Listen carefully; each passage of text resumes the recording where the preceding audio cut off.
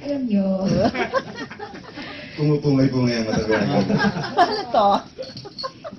Minsan lang po magka-crush. Ang baduy po talaga. Pero, yun nga.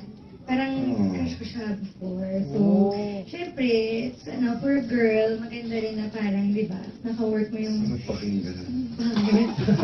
I swear, ngayon nga ako nakarinig ng babae. Queen, queen! Hindi, wala lang. Parang totoo naman po talaga na yun. Mga mata niya. Wow. Tunaw na ako lalaki. Parang sabi niyo, di ba kuya, parang reality, parang nanonood lang daw po sila ng reality show. Case, ano yung mga kilig moments na naramdaman Ay, ang mo? dami. Ayan na. Kasi Number nung one. yumakap, tapos hinalikan ka ni Papa. Siguro po, kwento po sa akin kasi, puro outtakes po namin yung kinukuha nila for yung ipapalabas. So, siguro may time na parang nadadala ako sa adlib. Kasi natutuwa lang ako sa situation at saka ipigilan naman kami ng director kung ayaw niya naman. So, pinayagan niya rin akong play with the scenes. Yung mga eksenang ganon, yung parang naiinganyo akong gawing mas pa yung scene.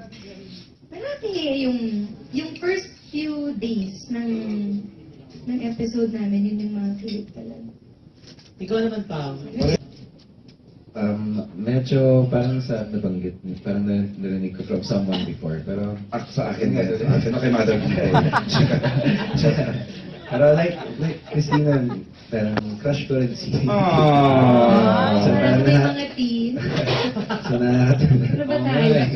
Sige na nga natin. So parang nakakatuwa na parang yung ka-eksena mo, crush mo, sobrang ganda.